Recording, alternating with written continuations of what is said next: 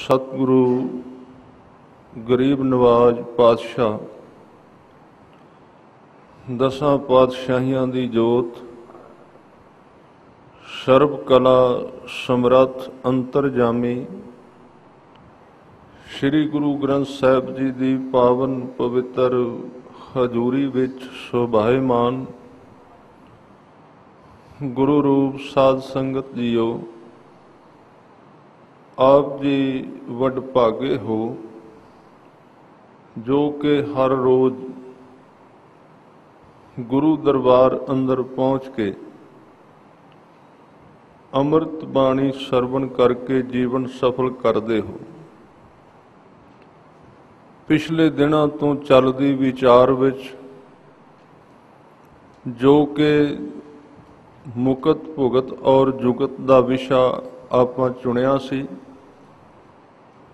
उस अधीन भुगत अते जुगत ये दो विषय आपां विचार चुके हाँ। अज मुक्ति के संबंध विच सतगुरु गुरु ग्रंथ साहिब जी की बाणी विच मुक्ति किस नूं कहा गया है, मुक्ति की प्राप्ति किवें है और जे मुक्ति प्राप्त ना होई उहदा अंजाम उसका नतीजा जीवन विच की मिलदा है। इन्हां विचारां नाल आपां जुड़न दा यतन करांगे। विचार आरंभण तो पहला गुरु फतेह दी सांझ पाओ जी। वाहिगुरु जी का खालसा वाहिगुरु जी की फतेह। सतगुरु ने गुरबाणी अंदर जिथे होर कई अवस्थावां गुरसिख दे जीवन दियां बयान कीतियां ने कि ज्यों-ज्यों गुरसिख गुरु दे दसे हुक्म ते तुरदा है, गुरबाणी दी कमाई करदा है, नाम नूं जीवन विच हंडाउंदा है ते उस दे इस देह दे अंदर कई तरह दीयां प्राप्तियां उस नूं हुंदियां ने। ਉਹਦੇ अंदर मुक्ति भी एक नामी मनुख ਵੱਲੋਂ ਕੀਤੀ हुई कमाई का अध्यात्मक दुनिया का सब तो उच्ची पदवी का एक नाम है। मुक्ति की है, इस दे अखरी अर्थ समझ लेने जरूरी ने। मुक्ति का अर्थ है जिवें कोई मनुख उन्होंने किसी ने फड़ के ਉਹਦੇ ਦੋਵੇਂ हथ ਦੋਵੇਂ पैर रस्सियां नाल जकड़ दिते, बन दिता गया उसनूं, ਉਹਨੂੰ कहांगे ये मनुख बंधन विच पै गया है, कैद विच पै गया है, ना ये हत्थां नाल काम कर सकदा है, ना ये पैरां नाल तुर सकदा है। जे कोई दूसरा आके ਉਹਦੀਆਂ रस्सियां खोलदा है, ਉਹਦੇ हथ खुल गए ते हथ खुलण तो बाद पैर ਉਹਦੇ खोल दिते जाण, जदों ਉਹਦੇ बंधन टुट जाण ते ਉਹਦੇ वास्ते शब्द वरत्या जाएगा, ये व्यक्ति मुक्त हो गया, खलास हो गया, ਇਹਦੇ बंधन टुट गए ने। इत्थे मुक्ति का भाव की है, सतगुरु ने बाणी विच कई प्रकार नाल समझाया है। क्योंकि जदों दा असी शरीर धारण कीता है, गुरबाणी अनुसार कई प्रकार के बंधन मनुख की सुरत नूं पै गए, पदार्थां नाल जुड़िया उन्हां विच बज गया। 5 तरह के ज्ञान इंद्रे ने, जिहड़ी चीज़ नूं सुणदा है वो स्रोत के रस विच इन्ना लिपट जाता है कि सुनन के बंधन विच फस जाता है। जिधर वेखदा है अख दे नाल दृष्टि द्वारा संसार के पदार्थां नूं वेंदियां वेंदियां इन्ना बज जाता है कि उन्होंने अपना आप भी भुल जाता है। खाण पीण के रसां विच इन्ना लिपत हुंदा है, इन्ना लीन हो जाता है कि वह खांदा खांदा ये भी भुल जाता है भी ये खाना योग है जां अयोग है, जां इहदी जरूरत भी है कि नहीं। वो खाण दे रस का गुलाम बन गया, खाना पीना उहदे वास्ते बंधन बन गया। ਜਾਂ ਕਿਸੇ ਮਨੁੱਖ ਨੂੰ ਬੋਲਣ ਦੀ ਆਦਤ ਹੈ, ਉਹਦਾ ਬੋਲਣਾ ਇੰਨਾ ਰਸ ਹੈ ਕਿ ਬੋਲਦਿਆਂ ਬੋਲਦਿਆਂ ਉਹਨੂੰ ਕਈ ਵਾਰੀ ਇਹ ਖਿਆਲ ਹੀ ਭੁੱਲ ਜਾਂਦਾ ਹੈ ਕਿ ਮੈਂ ਇਕੱਲੇ ਨਹੀਂ ਬੋਲਣਾ, ਜਿਹੜੇ ਲੋਕ ਮੇਰੇ ਸਾਹਮਣੇ ਬੈਠੇ ਉਹਨਾਂ ਨੂੰ ਵੀ ਬੋਲਣ ਦਾ ਵਕਤ ਮਿਲਣਾ ਚਾਹੀਦਾ ਹੈ। ਇਹ ਸਾਰੀਆਂ ਚੀਜ਼ਾਂ ਬੰਧਨ ਦਾ ਰੂਪ ਧਾਰਨ ਕਰ ਗਈਆਂ ਔਰ ਇਹ ਮੁਕਤੀ ਦੇ ਰਾਹ ਵਿੱਚ ਵਾਧਾ ਹੈ। ਅਸਲ ਵਿੱਚ ਮੁਕਤੀ ਮਨੁੱਖ ਦੇ ਜੀਵਨ ਦੀ ਬਿਲਕੁਲ ਅਖੀਰਲੀ ਘਟਨਾ ਹੈ। ਜਿਹੜੇ ਮਨੁੱਖ ਨੂੰ ਜੀਵਨ ਦੀ ਮੁਕਤੀ ਪ੍ਰਾਪਤ ਹੋ ਗਈ, ਉਹਦੇ ਵਾਸਤੇ ਇਸ ਧਰਤੀ ਤੇ ਹੋਰ ਕੁਝ ਪ੍ਰਾਪਤ ਕਰਨ ਵਾਸਤੇ ਕੁਝ ਬਚਦਾ ਨਹੀਂ। ਸਭ ਤੋਂ ਵੱਡੀ ਚੀਜ਼ ਹੈ, ਸਭ ਤੋਂ ਵੱਡੀ ਦਾਤ ਹੈ। ਇਹਦੇ ਵਿੱਚ ਸਾਰੇ ਰਸ ਨੇ, ਇਹਦੇ ਅੰਦਰ ਸਾਰਾ ਆਨੰਦ ਹੈ ਔਰ ਗੁਰਬਾਣੀ ਦੇ ਅੰਦਰ ਇਸ ਸ਼ਬਦ ਨੂੰ ਸਹਿਜ ਵੀ ਕਿਹਾ ਗਿਆ ਹੈ।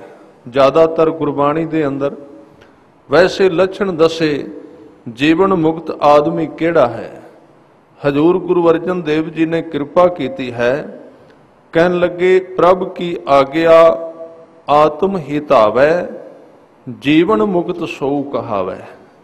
ਦੋ ਤਰ੍ਹਾਂ ਦੇ ਮੁਕਤ ਨੇ, ਇੱਕ ਹੈ ਜੀਵਨ ਮੁਕਤ, ਮਰਨ ਤੋਂ ਬਾਅਦ ਕਿਸੇ ਮੁਕਤੀ ਨੂੰ ਗੁਰਮਤ ਨੇ ਮੰਨਿਆ ਨਹੀਂ। ਜੇ ਤੇ ਜਿੰਦਾ ਜੀ ਸਰੀਰ ਵਿੱਚ ਮੁਕਤ ਹੋ ਗਿਆ, ਉਸ ਨੂੰ ਹਜ਼ੂਰ ਨੇ ਕਿਹਾ ਵਿਦੇਹ ਮੁਕਤ, ਦੇਹ ਹੈ ਪਰ ਦੇਹ ਬੰਧਨ ਕੋਈ ਨਹੀਂ ਹੈ, ਦੇਹ ਦੀ ਗੁਲਾਮੀ ਕੋਈ ਨਹੀਂ ਹੈ। ਦੇਹ ਦੇ ਰਸ ਜਿਹੜੇ ਨੇ ਉਹਨੂੰ ਰੋਕਦੇ ਨਹੀਂ, ਉਹਨੂੰ ਕਹਿੰਦੇ ਨੇ ਵਿਦੇਹ ਮੁਕਤ ਹੋ ਜਾਣਾ। ਦੇਹ ਦੇ ਵਿੱਚ ਰਹਿਣਾ, ਸਰੀਰ ਦੇ ਵਿੱਚ ਰਹਿਣਾ, ਖਾਣਾ ਵੀ ਪਰ ਖਾਣਾ ਬੰਧਨ ਨਾ ਬਣਦਾ, ਵੇਖਣਾ ਵੀ ਪਰ ਵੇਖਣਾ ਬੰਧਨ ਨਾ ਬਣੇ। ਉਹਦੀ ਦ੍ਰਿਸ਼ਟੀ ਮੁਕਤ ਹੈ, ਆਜ਼ਾਦ ਹੈ ਉਹਦੀ ਦ੍ਰਿਸ਼ਟੀ। ਉਹ ਜੋ ਕੁਝ ਵੇਖੇਗਾ ਉਹਨਾਂ ਚੀਜ਼ਾਂ ਵਿੱਚ ਵੱਜਦਾ ਨਹੀਂ, ਓਪਰੀ ਨਜ਼ਰ ਨਾਲ ਵੇਖਦਾ ਹੈ। ਉਹਨੂੰ ਕਹਿੰਦੇ ਨੇ ਜੀਵਨ ਮੁਕਤ। ਜਿਉਂਦਿਆਂ ਹੀ ਦੇਹ ਦੇ ਹੁੰਦਿਆਂ ਦੇਹ ਤੋਂ ਪਾਰ ਚਲੇ ਜਾਣਾ, ਮਨ ਤੋਂ ਵੀ ਪਾਰ ਚਲੇ ਜਾਣਾ। ਇਹ ਲੱਛਣ ਦੱਸੇਗਾ ਵਿਦੇਹ ਮੁਕਤ। ਦੇਹ ਹੈ ਪਰ ਦੇਹ ਕੋਈ ਅਰਥ ਨਹੀਂ ਰੱਖਦੀ, ਕੋਈ ਬੰਧਨ ਨਹੀਂ ਰੱਖਦੀ। ਸਤਿਗੁਰੂ ਨੇ ਬਚਨ ਕੀਤੇ ਕਿ ਮੁਕਤੀ ਇੱਕ ਇੰਨੀ ਰਸਦਾਇਕ ਦਸ਼ਾ ਹੈ ਬੰਦੇ ਦੇ ਜੀਵਨ ਦੀ ਕਿ ਜਦੋਂ ਇਹ ਮੁਕਤੀ ਕਿਸੇ ਨੂੰ ਪ੍ਰਾਪਤ ਹੋ ਜਾਂਦੀ ਹੈ, ਸਾਰੇ ਜ਼ਿੰਦਗੀ ਦੇ ਰਸ ਉਸ ਮੁਕਤੀ ਦੇ ਵਿੱਚੋਂ ਉਹਨੂੰ ਪ੍ਰਾਪਤ ਹੋ ਜਾਂਦੇ ਨੇ। ਸਾਰੇ ਆਨੰਦ, ਸਾਰੇ ਰਸ, ਕੋਈ ਦੁੱਖ ਨਹੀਂ। ਅਸਲ ਵਿੱਚ ਜਿੰਨਾ ਚਿਰ ਬੰਦਾ ਮੁਕਤ ਨਹੀਂ ਹੁੰਦਾ ਉਹਨਾਂ ਚਿਰ ਦੁੱਖਾਂ ਤੋਂ ਨਹੀਂ ਛੁੱਟ ਜਾਂਦਾ, ਦੁੱਖਾਂ ਦੇ ਵਿੱਚ ਹੀ ਰਹੇਗਾ ਜਿੰਨਾ ਚਿਰ ਮੁਕਤੀ ਤੱਕ ਨਾ ਗਿਆ।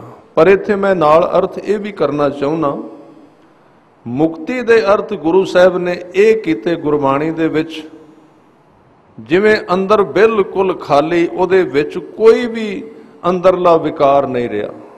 ਅਸੀਂ ਬੰਧਨ ਕਿਹੜੇ ਪਾਏ ਨੇ ਜੀਵਨ ਵਿੱਚ, ਦੁੱਖ ਕਿਹੜੇ ਨੇ, ਸਾਰੇ ਵਿਕਾਰ ਦੁੱਖ ਦਾ ਰੂਪ ਨੇ।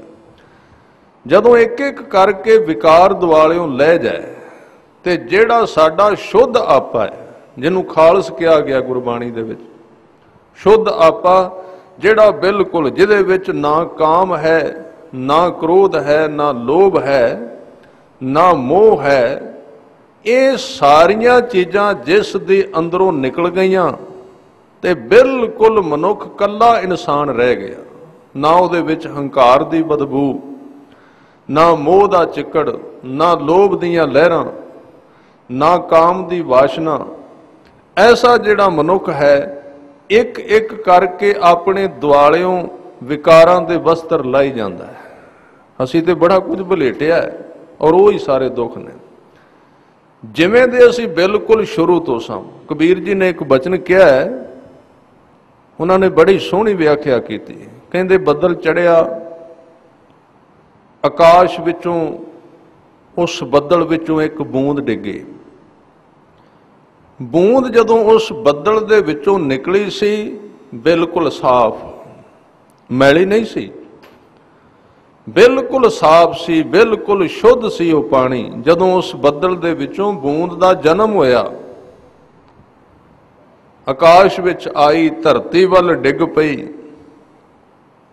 ਕਹਿੰਦੇ ਪਰ ਜਦੋਂ ਜ਼ਮੀਨ ਤੇ ਆਈ, ਜ਼ਮੀਨ ਦੀ ਸੰਗਤ ਕੀਤੀ, ਮਿੱਟੀ ਦੀ ਸੰਗਤ ਕੀਤੀ, ਜਿਹੜੀ ਨਿਰਮਲ ਬੂੰਦ ਸੀ ਉਹ ਮੈਲੀ ਹੋ ਗਈ। ਕਬੀਰ ਨਿਰਮਲ ਬੂੰਦ ਆਕਾਸ਼ ਕੀ ਪਰ ਗਈ ਭੂਮ ਵਿਕਾਰ, ਵਿਕਾਰਾਂ ਦੀ ਅੱਗ ਵਿੱਚ ਡਿੱਗ ਪਈ। ਇੱਥੇ ਬੂੰਦ ਦੇ ਅਰਥ ਨੇ ਸਾਡਾ ਆਪਣਾ ਆਪ। ਜਦੋਂ ਇਸ ਧਰਤੀ ਤੇ ਅਸੀਂ ਆਏ ਪਹਿਲਾਂ ਪਹਿਲ ਤੇ ਬਿਲਕੁਲ ਜੀਵਨ ਮੁਕਤ ਸਾਂ ਸੀ, ਕੋਈ ਬੰਧਨ ਨਹੀਂ ਸੀ, ਉਦੋਂ ਮੁਕਤੀ ਸੀ, ਉਦੋਂ ਬ੍ਰਹਮ ਗਿਆਨੀ ਸੀ ਮਨੁੱਖ, ਉਦੋਂ ਕੋਈ ਵੀ ਬੰਧਨ ਨਹੀਂ। ਪਰ ਜਦੋਂ ਇੱਥੇ ਪਦਾਰਥਾਂ ਦੇ ਵਿੱਚ ਆ ਕੇ ਪਹਿਲਾਂ ਤੇ ਸਰੀਰ ਧਾਰਨ ਕੀਤਾ ਤੇ ਸਰੀਰ ਜਿਹੜਾ ਇਹਦੇ ਵਿੱਚ ਸਾਰੇ ਦੋਸ਼ ਸਨ ਉਹਨਾਂ ਨਾਲ ਰਿਲੇਟਡ ਹੋ ਗਿਆ, ਜੀਵਨ ਸੰਬੰਧਿਤ ਹੋ ਗਿਆ, ਸੰਪਰਕ ਬਣ ਗਿਆ ਤੇ ਸਰੀਰ ਨਾਲ ਜੁੜਨ ਦੇ ਨਾਲ ਅੰਦਰ ਇੱਕ ਸ਼ਕਤੀ ਪੈਦਾ ਹੋਈ, ਉਹਨੂੰ ਕਹਿੰਦੇ ਨੇ ਮਨ। ਤੇ ਮਨ ਜਿਹੜਾ ਅੱਗੋਂ ਗਿਆਨ ਇੰਦਰੀਆਂ ਨਾਲ ਜੁੜ ਗਿਆ, ਫਿਰ ਉਹਦੇ ਵਿੱਚੋਂ 5 ਵਿਕਾਰ ਪੈਦਾ ਹੋ ਗਏ, ਕਾਮ, ਕ੍ਰੋਧ, ਲੋਭ, ਮੋਹ, ਅਹੰਕਾਰ। 3 ਗੁਣ ਪੈਦਾ ਹੋ ਗਏ, ਰਜੋ ਗੁਣ, ਤਮੋ ਗੁਣ ਤੇ ਸਤੋ ਗੁਣ। ਇਹ 3 ਗੁਣ ਵੀ ਆ ਗਏ, 3 ਸੁਭਾਅ ਜਿਹੜੇ ਨੇ ਇਹ ਵੀ ਅੰਦਰ ਰਲ ਗਏ। ਹੁਣ ਜਦੋਂ ਬੰਦਾ ਆਇਆ ਸੀ ਉਦੋਂ ਸ਼ੁੱਧ ਸੀ, ਉਦੋਂ ਮੁਕਤ ਸੀ, ਉਦੋਂ ਕੋਈ ਦੁੱਖ ਨਹੀਂ ਸੀ, ਆਨੰਦ ਵਿੱਚ ਸੀ, ਬੜੀ ਖੁਸ਼ੀ ਵਿੱਚ, ਬੜੇ ਵਿਗਾਸ ਵਿੱਚ। ਕੱਲ ਵੀ ਮੈਂ ਬੇਨਤੀ ਕੀਤੀ ਸੀ ਕਿ ਜਦੋਂ ਬੱਚਾ ਜਨਮ ਲੈਂਦਾ ਹੈ ਤੇ ਜਨਮ ਦੇ ਪਹਿਲੇ 2-3 ਮਹੀਨੇ ਕਈ ਵਾਰੀ ਉਹ ਇਕੱਲਾ ਹੱਸਦਾ ਹੈ ਖਿੜਖਿੜਾ ਕੇ, ਕੋਈ ਕਾਰਨ ਨਹੀਂ ਹੁੰਦਾ।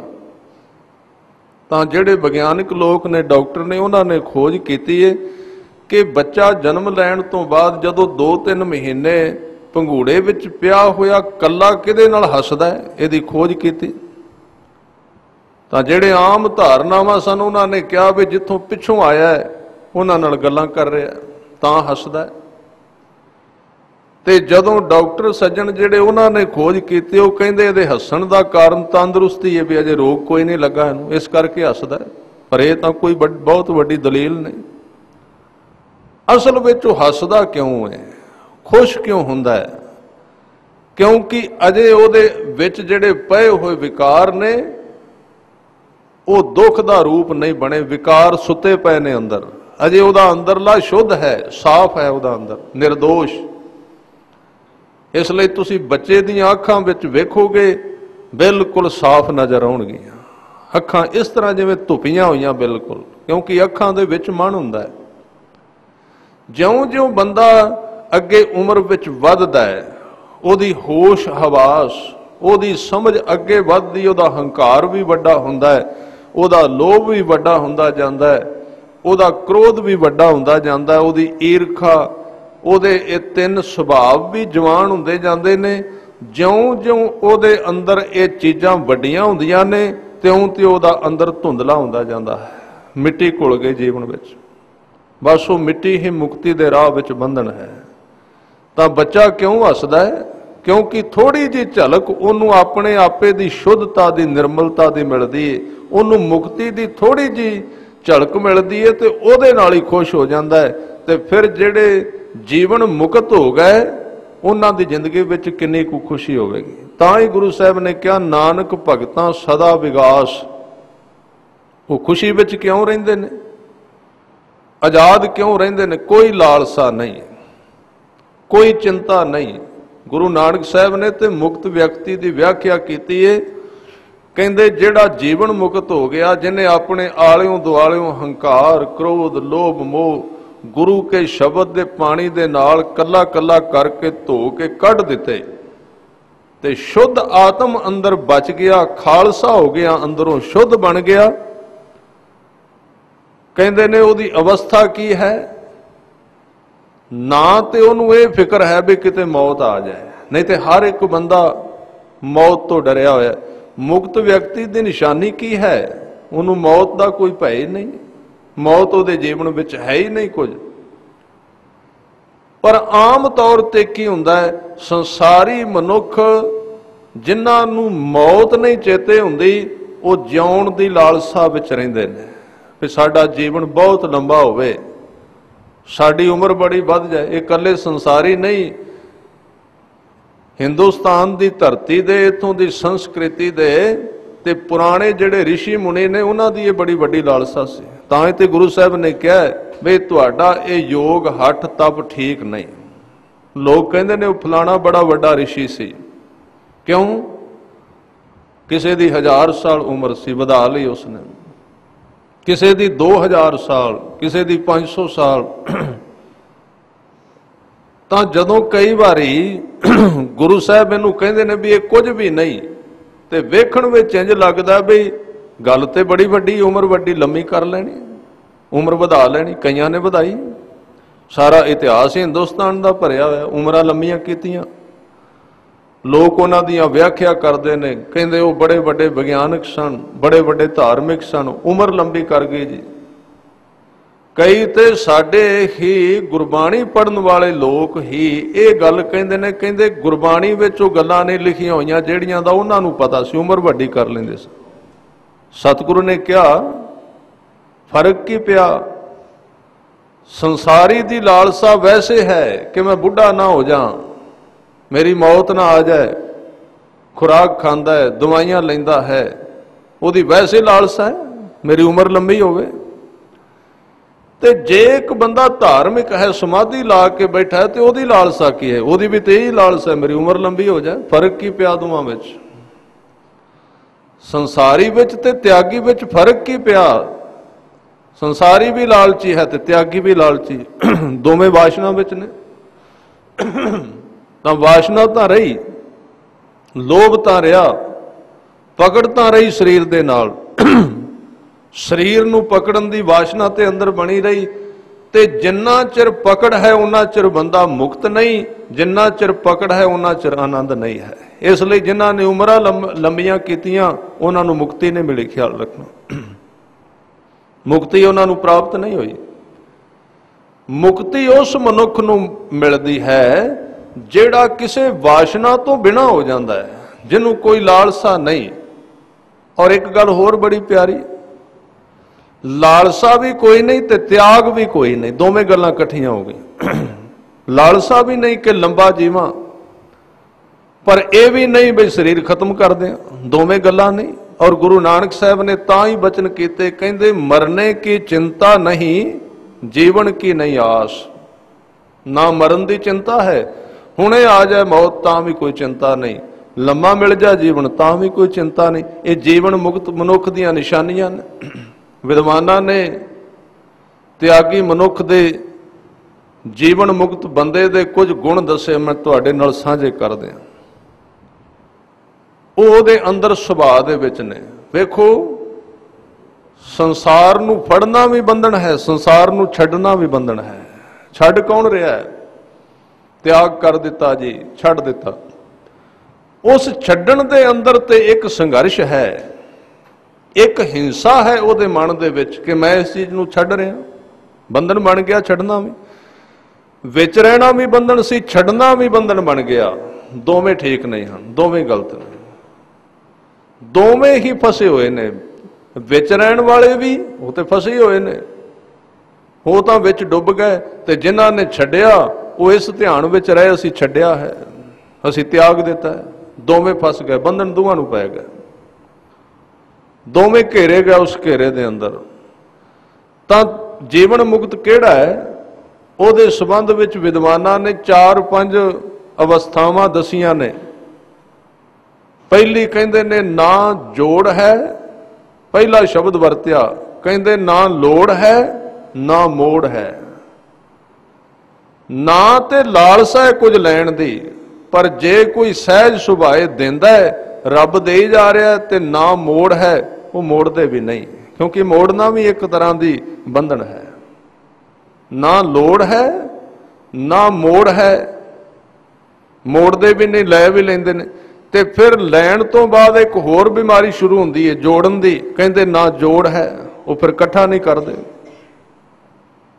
ਨਾ ਆਵੇ ਨਾ ਆਵੇ, ਆਵੇ ਤਾਂ ਲੈ ਲਿਆ, ਲੈ ਲਿਆ ਤੇ ਰੱਖਣਾ ਨਹੀਂ, ਜੋੜਨਾ ਨਹੀਂ ਹੈ। ਇਹ ਜੀਵਨ ਮੁਕਤ ਬੰਦੇ ਦੀਆਂ ਨਿਸ਼ਾਨੀਆਂ ਨੇ।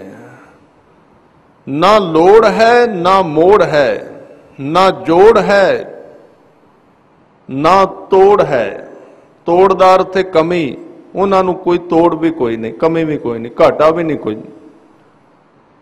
ਇਹਦੇ ਤੋਂ ਅੱਗੇ ਬਚਨ ਕੀਤਾ, ਕਹਿਣ ਲੱਗੇ ਨਾ ਹੋੜ ਹੈ। ਹੋੜ ਕਹਿੰਦੇ ਨੇ ਇੱਕ ਦੂਜੇ ਤੋਂ ਅੱਗੇ ਲੰਘਣ ਦੀ ਲਾਲਸਾ, ਹੋੜ ਵੀ ਕੋਈ ਨਹੀਂ ਕਿ ਮੈਂ ਅੱਗੇ ਨਿਕਲਾਂ, ਮੇਰੇ ਤੋਂ ਅੱਗੇ ਨਾ ਕੋਈ ਚਲਾ ਜਾਏ। ਇਹ ਜੀਵਨ ਮੁਕਤ ਮਨੁੱਖ ਦੀਆਂ 5 ਨਿਸ਼ਾਨੀਆਂ ਨੇ। ਸਭ ਤੋਂ ਪਹਿਲੀ, ਉਹਨੂੰ ਲੋੜ ਕਿਸੇ ਚੀਜ਼ ਦੀ ਨਹੀਂ, ਨਾ ਉਹਨੂੰ ਹੰਕਾਰ ਦੀ ਆਪਣੀ ਪੂਜਾ ਦੀ ਲੋੜ, ਨਾ ਉਹਨੂੰ ਸੰਸਾਰ ਦੇ ਪਦਾਰਥ ਦੀ ਲੋੜ, ਨਾ ਉਹਨੂੰ ਵਾਵਾ ਦੀ ਲੋੜ, ਨਾ ਉਹਨੂੰ ਵੱਡਾ ਬਣਨ ਦੀ ਲੋੜ, ਕਿਸੇ ਚੀਜ਼ ਦੀ ਲੋੜ ਨਹੀਂ। ਨਿਰਚਾਹ ਹੈ, ਚਾਹ ਤੋਂ ਰਹਿਤ ਸੁਖ ਦੀ ਸ਼ੁਰੂਆਤ ਹੋ ਗਈ। ਸੁਖ ਸਾਰੇ ਮੰਗਦੇ ਨੇ, ਪਰ ਸੁਖ ਕਿਵੇਂ ਮਿਲਦਾ ਹੈ? ਨਾ ਕੋਈ ਸੁਣਨ ਵਾਸਤੇ ਆਪਾਂ ਤਿਆਰ ਹਾਂ ਤੇ ਨਾ ਕਮਾਉਣ ਵਾਸਤੇ। ਸੁਖ ਹੈ ਕੀ? ਉਹਦਾ ਸਵਰੂਪ ਕੀ ਹੈ? ਕਬੀਰ ਜੀ ਨੇ ਇੱਕ ਬਚਨ ਕੀਤਾ ਹੈ, ਉਹ ਕਹਿੰਦੇ ਨੇ, ਸੁਖ ਮੰਗਤ ਦੁੱਖ ਆਗੈ ਆਵੈ, ਸੋ ਸੁਖ ਹਮੋ ਨਾ ਮੰਗਿਆ ਪਾਵੈ। ਕਬੀਰ ਦੀ ਮਾਂ ਨੇ ਕਿਹਾ, ਉਹਨਾਂ ਦੇ ਮਾਤਾ ਸਨ, ਤੁਸੀਂ ਜਾਣਦੇ ਹੋ,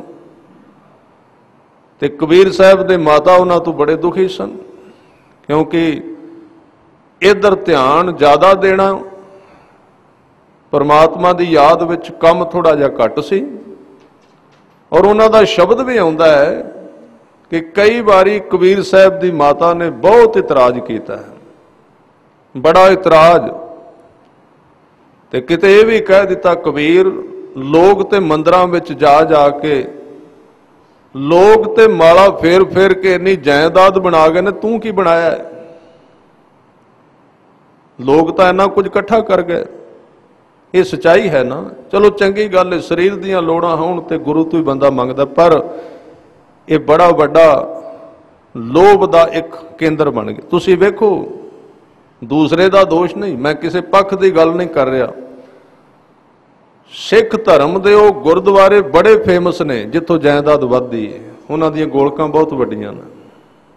ਇਹਦਾ ਕੀ ਕਾਰਨ ਹੈ? ਇਹਦਾ ਕੀ ਕਾਰਨ ਹੈ?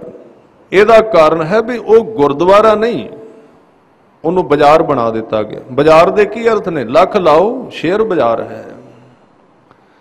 ਸ਼ੇਅਰ ਬਾਜ਼ਾਰ ਦੇ ਕੀ ਅਰਥ ਨੇ? ਤੁਸੀਂ ਸ਼ੇਅਰ ਪਾਓਗੇ ਤਾਂ ਜਿਨ੍ਹਾਂ ਨੇ 1 ਲੱਖ ਪਾਇਆ, ਇਸ ਉਡੀਕ ਵਿੱਚ ਰਹਿੰਦੇ ਕਿ 2 ਲੱਖ ਕਦੋਂ ਬਣਦਾ ਹੈ। ਤਾਂ ਕੱਲਾ ਧਨ ਦਾ ਹੀ ਵਿਸ਼ਾ ਹੈ। ਮੈਂ ਇਹ ਨਹੀਂ ਕਹਿ ਰਿਹਾ ਵੀ ਸਿੱਖ ਨੂੰ ਜਾਇਦਾਦ ਦੀ, ਤੰਦਰੁਸਤੀ ਦੀ, ਕਿਸੇ ਚੀਜ਼ ਦੀ ਜ਼ਰੂਰਤ ਪਵੇ ਤੇ ਗੁਰੂ ਕੋਲ ਆਵੇ ਗੁਰਦੁਆਰੇ। ਇਹ ਵਿਧਾਨ ਹੈ ਸਿੱਖੀ ਵਿੱਚ। ਦੱਸੇ ਗੁਰੂ ਨੂੰ, ਮੇਰੇ ਕੋਲ ਧਨ ਨਹੀਂ, ਮੇਰੇ ਕੋਲ ਤੰਦਰੁਸਤੀ ਨਹੀਂ, ਦੇਗ ਕਰਾਏ, ਅਰਦਾਸ ਕਰਾਏ, ਵਿਧਾਨ ਬਣਿਆ ਹੋਇਆ, ਸੰਵਿਧਾਨ ਹੈ।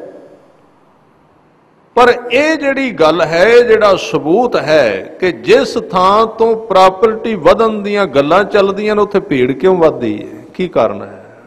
ਕਿ ਦੂਸਰੇ ਗੁਰਦੁਆਰੇ ਨਹੀਂ ਹਨ? ਕਿ ਦੂਜੀ ਥਾਵਾਂ ਤੇ ਗੁਰੂ ਗ੍ਰੰਥ ਸਾਹਿਬ ਹੈ ਨਹੀਂ?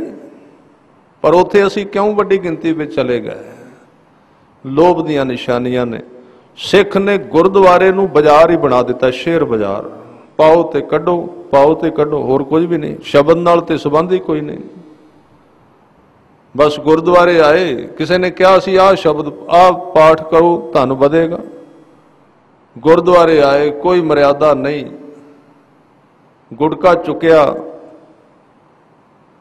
ਮਰਿਆਦਾ ਨਾਲ ਵੀ ਨਹੀਂ ਪਾਠ ਕੀਤਾ, ਉਹਨੂੰ ਚੁੰਮਿਆ ਗੁਟਕੇ ਨੂੰ, ਪਹਿਲਾਂ ਹੱਥ ਜ਼ਮੀਨ ਤੇ ਲਾ ਕੇ ਗੁਟਕੇ ਨੂੰ ਲਾਏ।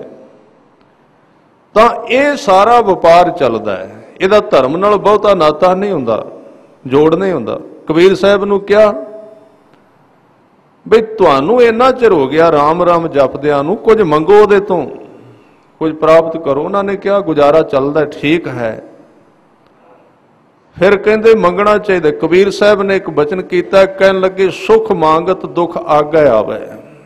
ਮਾਇਆ ਨੂੰ ਕੀ ਮੰਗੀਏ ਜੇ ਪਰਤ ਕੇ ਉਹ ਮਾਇਆ ਜਿਹੜੀ ਟਿਕੇ ਨਾ, ਚਲੀ ਜਾਏ। ਸੁਖ ਹੋਰ ਚੀਜ਼ ਹੈ, ਸ਼ਾਂਤੀ ਹੋਰ ਚੀਜ਼ ਹੈ, ਖਿਆਲ ਰੱਖਣਾ। ਸੁਖ ਆਵੇ ਸ਼ਾਂਤੀ ਆ ਜਾ ਜ਼ਰੂਰੀ ਨਹੀਂ। ਬੜੇ ਬੜੇ ਵੱਡੇ ਸੁਖੀ ਨੇ, ਉਹ ਕਹਿੰਦੇ ਬੜਾ ਸੁਖ ਹੈ, ਕਿਉਂ? ਕੋਈ ਕਮੀ ਨਹੀਂ, ਕੋਈ ਤੋੜ ਨਹੀਂ ਪਦਾਰਥ ਦੀ, ਸੰਸਾਰ ਦੇ ਵਿੱਚ ਕਿਸੇ ਚੀਜ਼ ਦੀ ਤੋੜ ਨਹੀਂ ਹੈ, ਤੋੜ ਕੋਈ ਨਹੀਂ। ਫਿਰ ਕੀ ਗੱਲ? ਫਿਰ ਸ਼ਾਂਤੀ ਕੋਈ ਨਹੀਂ ਹੈ। ਸ਼ਾਂਤੀ ਵੱਡੀ ਹੈ, ਸੁਖ ਵੱਡਾ ਨਹੀਂ। ਬੰਦਾ ਸੁਖ ਮੰਗਦਾ ਹੈ, ਸੁਖ ਵਿੱਚ ਸ਼ਾਂਤੀ ਨਹੀਂ ਹੁੰਦੀ। ਸ਼ਾਂਤੀ ਨਾਮ ਵਿੱਚ ਹੈ, ਤਿਆਗ ਵਿੱਚ ਹੈ, ਛੱਡਣ ਵਿੱਚ ਹੈ। ਤਾਂ ਕਬੀਰ ਜੀ ਨੇ ਬਚਨ ਕੀਤੇ, ਕਹਿੰਦੇ ਸੁਖ ਮੰਗਤ ਦੁੱਖ ਆਗੈ ਆਵੈ, सो सुख हमू ना मांगिया भावै। ਜਿਹੜਾ ਕੰਮ ਤੂੰ ਕਰ ਰਿਹਾ ਹੈ ਇਹਦੇ ਨਤੀਜੇ ਬੜੇ ਗਲਤ ਨਿਕਲਣਗੇ। ਅੱਜ ਠੀਕ ਲੱਗਦੇ ਨੇ, ਇਹਦੇ ਨਤੀਜੇ ਗਲਤ ਹੋ ਜਾਣਗੇ। ਅਸਲ ਵਿੱਚ ਇੱਥੇ ਸੁੱਖ ਤੇ ਦੁੱਖ ਦੇ ਕਹਿੰਦੇ ਕੱਪੜੇ ਬਦਲੇ ਗਏ ਨੇ। ਜਿਵੇਂ ਕੋਈ ਕੱਪੜੇ ਬਦਲ ਜਾਏ, ਮੈਂ ਘਮਾਉਰ ਸੀ ਕੱਪੜੇ ਹੋਰ ਪਾ ਲਏ, ਕੰਮ ਸੀ ਪੁਲਿਸ ਦਾ ਕੱਪੜੇ ਡਾਕਟਰ ਵਾਲੇ, ਡਾਕਟਰ ਨੇ ਪੁਲਿਸ ਵਾਲੇ ਦੇ ਕੱਪੜੇ ਬਦਲ ਲਏ। ਇਹਦੇ ਉੱਤੇ ਇੱਕ ਬੜੀ ਸੁੰਦਰ ਕਹਾਣੀ ਲਿਖੀ ਗਈ ਹੈ ਵੀ ਸੁੱਖ ਤੇ ਦੁੱਖ ਦੁਨੀਆ ਵਿੱਚ ਕਿਹੜਾ ਹੈ। ਉਹ ਕਹਿੰਦੇ ਨੇ ਇੱਕ ਵਾਰ ਸੁੱਖ ਨੂੰ ਗਰਮੀ ਲੱਗੀ, ਪਿੰਡ ਤੋਂ ਬਾਹਰ ਨਿਕਲਿਆ, ਨਦੀ ਦੇ ਕਿਨਾਰੇ ਗਿਆ। ਗਰਮੀ ਤੋਂ ਬਚਣ ਵਾਸਤੇ ਪਾਣੀ ਠੰਡਾ ਵੇਖ ਕੇ ਸੁੱਖ ਨੇ ਆਪਣੇ ਵਸਤਰ ਲਾ ਕੇ ਕਿਨਾਰੇ ਤੇ ਰੱਖੇ, ਨਦੀ ਵਿੱਚ ਉਤਰ ਗਿਆ ਇਸ਼ਨਾਨ ਕਰਨ ਲਈ। ਜਦੋਂ ਸਾਰੇ ਵਸਤਰ ਲਾ ਦਿੱਤੇ, ਉਹਨਾਂ ਦੇ ਉੱਤੇ ਲਿਖਿਆ ਹੋਇਆ ਸੀ ਇਹ ਸੁੱਖ ਹੈ, ਨਿਸ਼ਾਨੀਆਂ ਦਿੱਤੀਆਂ ਸਨ ਉਹਨਾਂ ਦੇ ਕੱਪੜਿਆਂ ਤੇ। ਸੁੱਖ ਇਸ਼ਨਾਨ ਕਰਨ ਵੜਿਆ ਨਦੀ ਦੇ ਅੰਦਰ, ਤੇ ਦੁੱਖ ਉੱਥੇ ਝਾੜੀ ਦੇ ਉਹਲੇ ਲੁਕ ਕੇ ਬੈਠਾ ਸੀ ਕਿ ਜਦੋਂ ਇਹ ਕੱਪੜੇ ਲਾਏ, ਦੁੱਖ ਵਿਚਾਰਾ ਪਿੰਡ ਵਿੱਚੋਂ ਕੱਢ ਦਿੱਤਾ ਸੀ ਲੋਕਾਂ ਨੇ ਵੀ ਇਹ ਬਹੁਤ ਮਾੜਾ ਹੈ, ਮਾਰ ਕੁੱਟ ਕਰਕੇ ਕੱਢਿਆ ਸੀ, ਝਾੜੀਆਂ ਵਿੱਚ ਰਹਿੰਦਾ ਸੀ। ਤੇ ਸੁੱਖ ਹਰ ਰੋਜ਼ ਇਸ਼ਨਾਨ ਕਰਨ ਆਉਂਦਾ ਸੀ। ਦੁੱਖ ਨੇ ਕਿਹਾ ਵੀ ਹੋਰ ਕੋਈ ਇਲਾਜ ਨਹੀਂ ਪਿੰਡ ਵਿੱਚ ਵੜਨ ਦਾ, ਇਹਦੇ ਕੱਪੜੇ ਚੋਰੀ ਕਰਕੇ ਪਾ ਲਵਾਂ, ਕਿਉਂਕਿ ਲੋਕ ਕੱਪੜਿਆਂ ਵੱਲ ਵਹਿੰਦੇ ਨੇ, ਵਿਚਲੇ ਵੱਲ ਨਹੀਂ। ਸੁੱਖ ਜਦੋਂ ਵਸਤਰ ਲਾ ਕੇ ਨਦੀ ਵਿੱਚ ਵੜਿਆ, ਦੁੱਖ ਕਾਹਲੀ ਨਾਲ ਆਇਆ, ਉਹਨੇ ਆਪਣੇ ਕੱਪੜੇ ਲਾ ਕੇ ਉੱਥੇ ਰੱਖ ਦਿੱਤੇ ਦੁੱਖ ਵਾਲੇ, ਜਿਨ੍ਹਾਂ ਉੱਤੇ ਦੁੱਖ ਲਿਖਿਆ ਸੀ। ਸੁੱਖ ਵਾਲੇ ਪਾ ਲਏ, ਤੇ ਜਿੰਨੇ ਚਿਰ ਨੂੰ ਸੁੱਖ ਦੌੜ ਕੇ ਬਾਹਰ ਆਇਆ, ਦੁੱਖ ਨੇ ਸੁੱਖ ਦੇ ਕੱਪੜੇ ਪਾ ਲਏ ਸਨ ਤੇ ਪਿੰਡ ਵੱਲ ਦੌੜ ਗਿਆ ਸੀ। ਪਿੰਡ ਗਿਆ, ਲੋਕਾਂ ਨੇ ਸਵਾਗਤ ਕੀਤਾ, ਕਹਿੰਦੇ ਸੁੱਖ ਆ ਗਿਆ ਹੈ, ਮੇਰੇ ਘਰ ਆਓ, ਮੇਰੇ ਘਰ ਆਓ। ਸਾਰਿਆਂ ਨੇ ਨਿਵਾਸ ਦੇ ਦਿੱਤਾ, ਪਰ ਉਹਨਾਂ ਨੂੰ ਪਤਾ ਨਹੀਂ ਸੀ ਇਹ ਸੁੱਖ ਦੇ ਕੱਪੜੇ ਚੋਰੀ ਕਰਕੇ ਲਿਆਇਆ, ਅਸਲ ਵਿੱਚ ਇਹ ਦੁੱਖ ਹੈ। ਹੁਣ ਜਿਹੜਾ ਸੁੱਖ ਸੀ ਵਿਚਾਰਾ ਮਜਬੂਰ ਹੋ ਗਿਆ ਵੀ ਹੁਣ ਨਗਨ ਅਵਸਥਾ ਵਿੱਚ ਕਿਵੇਂ ਜਾਵਾਂ ਲੋਕਾਂ ਵਿੱਚ, ਮਜਬੂਰਨ ਉਹਨੂੰ ਦੁੱਖ ਵਾਲੇ ਕੱਪੜੇ ਪਾਉਣੇ ਪਏ। ਪਾ ਲਏ ਉਸਨੇ। ਉਹ ਕਹਿੰਦੇ ਨੇ ਉਦੋਂ ਤੋਂ ਬਸ ਦੁੱਖ ਸੁੱਖ ਵਾਲੇ ਕੱਪੜੇ ਪਾ ਕੇ ਫਿਰਦਾ ਹੈ ਤੇ ਸੁੱਖ ਦੁੱਖ ਵਾਲੇ ਕੱਪੜੇ ਪਾਈ ਫਿਰਦਾ ਹੈ। ਲੋਕ ਦੁੱਖ ਨੂੰ ਘਰ ਵਾੜ ਲੈਂਦੇ ਨੇ ਕਿਉਂਕਿ ਕੱਪੜੇ ਵਹਿੰਦੇ ਨੇ, ਤੇ ਸੁੱਖ ਨੂੰ ਤਿਆਗ ਦਿੰਦੇ ਨੇ। ਕੌੜਾ ਲੱਗਦਾ ਸੁੱਖ, ਉਹਨੂੰ ਤਿਆਗ ਦਿੱਤਾ ਜਾਂਦਾ ਹੈ। ਤਾਂ ਇਸ ਤਰ੍ਹਾਂ ਕਬੀਰ ਜੀ ਨੇ ਬਚਨ ਕੀਤੇ, ਕਹਿਣ ਲੱਗੇ ਮੈਨੂੰ ਪਤਾ ਹੈ ਵੀ ਇੱਥੇ ਦੁੱਖ ਨੇ ਸੁੱਖ ਵਾਲੇ ਕੱਪੜੇ ਪਾਏ ਹੋਏ ਨੇ, ਮੈਂ ਉਹਨੂੰ ਅੰਦਰ ਨਹੀਂ ਵਾੜਨਾ, ਮੈਂ ਉਹਦੇ ਤੋਂ ਆਪਣੇ ਆਪ ਨੂੰ ਬਚਾਉਣਾ ਹੈ। ਤਾਂ ਜਿਹੜਾ ਜੀਵਨ ਮੁਕਤ ਵਿਅਕਤੀ ਹੈ, ਦੇਹ ਤੋਂ ਉੱਚਾ ਉੱਠ ਗਿਆ, ਸੰਸਾਰ ਉਹਦੇ ਵਾਸਤੇ ਮਿੱਟੀ ਬਣ ਗਿਆ, ਉਹਦੀਆਂ 5 ਨਿਸ਼ਾਨੀਆਂ ਦਸੀਆਂ, ਕਹਿਣ ਲੱਗੇ ਨਾ ਲੋੜ ਹੈ, ਉਹ ਕਿਸੇ ਚਾਹਤ ਵਿੱਚ ਨਹੀਂ ਰਹਿੰਦਾ। ਫਿਰ ਅਗਲਾ ਬਚਨ ਕਹਿੰਦੇ ਨਾ ਮੋੜ ਹੈ, ਜੇ ਕੁਝ ਸਹਿਜ ਸੁਭਾਏ ਆਉਂਦਾ ਹੈ, ਮੋੜਦਾ ਨਹੀਂ, ਮੋੜਦਾ ਵੀ ਨਹੀਂ ਉਸ ਨੂੰ। ਤੇ ਜਦੋਂ ਕੋਲ ਆ ਜਾਂਦਾ ਕਹਿੰਦੇ ਨਾ ਜੋੜ ਹੈ, ਫਿਰ ਉਹਨੂੰ ਇਕੱਠਾ ਵੀ ਨਹੀਂ ਕਰਦਾ, ਜੋੜਦਾ ਵੀ ਨਹੀਂ। ਫਿਰ ਅਗਲੀ ਘਟਨਾ ਵਾਪਰਦੀ, ਕਹਿੰਦੇ ਐਸੇ ਮਨੁੱਖ ਨੂੰ ਨਾ ਤੋੜ ਹੈ, ਉਹਨੂੰ ਕਮੀ ਵੀ ਕਦੇ ਨਹੀਂ ਆਉਂਦੀ, ਆਉਂਦਾ ਜਾਂਦਾ ਉਹਦੇ ਵਾਸਤੇ, ਆ ਹੀ ਜਾਂਦਾ। ਤੁਸੀਂ ਗੁਰੂ ਅਮਰਦਾਸ ਜੀ ਦੀ ਇਹ ਸਾਖੀ ਬੜੀ ਵਾਰ ਸੁਣੀ ਹੋਵੇਗੀ ਕਿ ਉਹ ਸ਼ਾਮ ਨੂੰ ਜਦੋਂ ਲੰਗਰ ਦੀ ਸਮਾਪਤੀ ਹੁੰਦੀ ਸੀ, ਗੋਇੰਦਵਾਲ ਸਾਹਿਬ ਬਿਆਸ ਨਦੀ ਦੇ ਕਿਨਾਰੇ ਉਹਨਾਂ ਦਾ ਟਿਕਾਣਾ ਰਿਹਾ, ਤੇ ਸ਼ਾਮ ਨੂੰ ਸਮਾਪਤੀ ਹੋਣੀ, ਕੁਝ ਨਾ ਕੁਝ ਵੱਧ ਜਾਂਦਾ ਸੀ, ਲੰਗਰ ਪਾਣੀ ਕੁਝ ਨਾ ਕੁਝ ਉਹਦੇ ਵਿੱਚ ਰਹਿੰਦਾ ਸੀ। ਤਾਂ ਉਸ ਵੇਲੇ ਗੁਰੂ ਅਮਰਦਾਸ ਜੀ ਦਾ ਹੁਕਮ ਸੀ ਕਿ ਸ਼ਾਮ ਨੂੰ ਜਿਹੜਾ ਭੋਜਨ ਬਚਦਾ, ਜੋ ਵੀ ਬਚਦਾ, ਇਹਨੂੰ ਰੱਖਣਾ ਨਹੀਂ, ਸਾਰੇ ਨੂੰ ਦਰਿਆ ਵਿੱਚ ਬਿਆਸ ਵਿੱਚ ਰੋੜ ਦੇਣਾ। ਇਸ ਤਰ੍ਹਾਂ ਬੜਾ ਚਿਰ ਮਰਿਆਦਾ ਚੱਲਦੀ ਰਹੀ। ਇਸ ਤਰ੍ਹਾਂ ਬਹੁਤ ਚਿਰ ਹੁੰਦਾ ਰਿਹਾ ਕਿ ਸ਼ਾਮ ਨੂੰ ਕਈ ਵਾਰੀ ਬਹੁਤ ਸਵਾਦਿਸ਼ਟ ਹੁੰਦਾ ਸੀ, ਬੜਾ ਚੰਗਾ ਰੋੜ ਦਿੱਤਾ ਜਾਂਦਾ ਸੀ। ਗੁਰੂ ਦਾ ਹੁਕਮ, ਗੁਰੂ ਅਮਰਦਾਸ ਜੀ ਨੇ ਕਿਹਾ, ਕਿਸੇ ਕਿਹਾ ਮਹਾਰਾਜ ਜੀ ਕੀ ਕਰਦੇ ਹੋ, ਅਨਾਜ ਹੈ, ਧਨ ਹੈ, ਇਹ ਕਿਉਂ ਰੋੜ ਦਿੱਤਾ ਜਾਂਦਾ ਹੈ? ਸਤਿਗੁਰੂ ਨੇ ਬਚਨ ਕੀਤੇ, ਕਹਿਣ ਲੱਗੇ ਦੁੱਖ ਦਾ ਸਰੂਪ ਹੈ, ਦੁੱਖ ਦਾ ਬੀਜ, ਇਹ ਆਦਤ ਹੈ, ਜਿਉਂ-ਜਿਉਂ ਵੱਧਦੀ ਗਈ ਇਹਨੂੰ ਕਹਿੰਦੇ 99 ਦਾ ਗੇੜ, ਜਿਹਨੂੰ ਗੁਰੂ ਅਰਜਨ ਦੇਵ ਜੀ ਨੇ ਕਿਹਾ ਸਹਿਸ ਖਟੇ ਲੱਖ ਕੋ ਉਠ ਧਾਵੈ। मन का एक इस तरह का मैथ है कि वो जिहड़ी चीज़ नूं चंबड़दा उहनूं वधाउण विच तुर पैंदा, छड्डदा नहीं, मैल नहीं छड्डदा मनुख। इहदे अंदर दी बिरती है।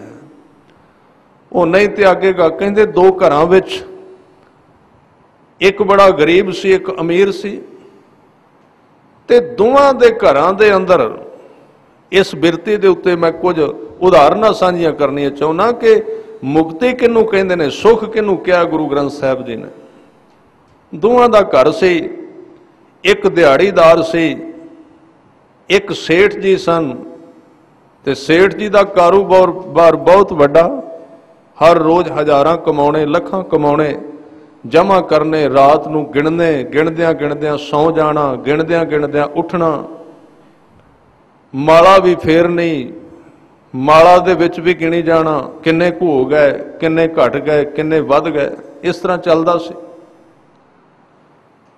तां नाल सी एक गरीब दा घर जिहड़ा दिहाड़ी करके लिआउंदा सी।